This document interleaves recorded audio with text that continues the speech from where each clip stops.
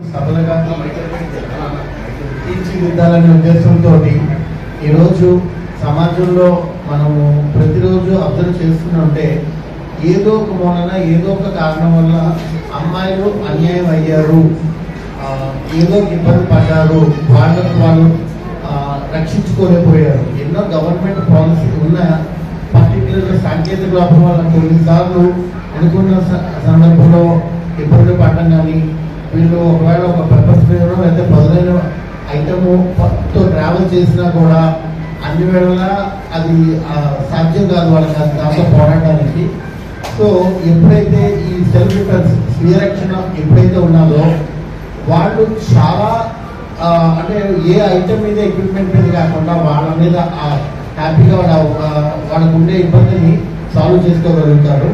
పర్టికులర్గా మనము పిల్లలు అమ్మాయిల పట్ల అమ్మాయిలకు మనం చిన్నప్పటి నుంచి మన సమాజం మనం నేర్పేది పెద్దల పట్ల గౌరవంగా ఉండండి, మర్యాద ఇవ్వండి, ఈ పర్టికులర్గా ప్రేమానుగ్రహాలు పంచండి అని ఒకటి మనం నేర్పుకుంటాము.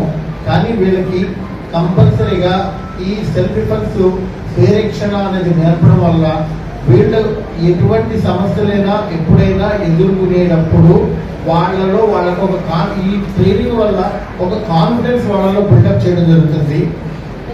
ఆ బిల్డప్ వల్ల వాళ్ళు డెఫినెట్లీగా కూడా వాళ్ళలో ఉన్న చైతన్యం ఒరిజినల్గా వాళ్ళకి ఆ టైంలోని లేని అంటే ధైర్యం వస్తుంది ఆటోమేటిక్గా.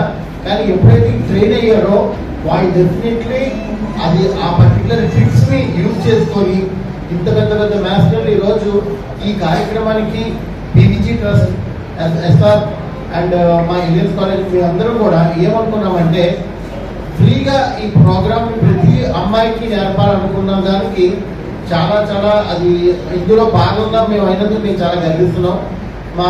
మా యొక్క సంస్థ Indians college of hotel management and business management చాలా మంది అమ్మాయిలు ఈరోజు బయటకు వచ్చి 50 అంటే రాబోయే రోజుల్లో 50% ఆఫ్ ద అమ్మాయిలు ఉద్యోగానికి వస్తున్నారంటే ఆశ్చర్యపోక్కర్లేదు, అతిశయక్తి కూడా కాదు. సో ఏ కారణం చేతన లేడీస్ ఈరోజు జాబ్ నుండి బయటకు వచ్చేటప్పుడు వాళ్ళ టైమింగ్స్ కూడా డిఫరెంట్ టైమింగ్స్ అవుతాయి. వాళ్ళకి ఆ సేఫ్టీ చాలా అవసరము. సేఫ్టీ కంటే ముందు వాళ్ళు ప్రొటెక్ట్ చేసుకోవడానికి ఈ సెల్ఫ్ డిఫెన్స్ కార్యక్రమం ఏదైతే ఉన్నదో వాళ్ళకి చాలా ఉపయోగపడుతుంది. ఈ పీవీజీ ట్రస్ట్ వాళ్ళు ముందు దీనికి శ్రీకారం చుట్టినందుకు వాళ్ళకి నేను ధన్యవాదాలు తెలియపరుస్తున్నాను.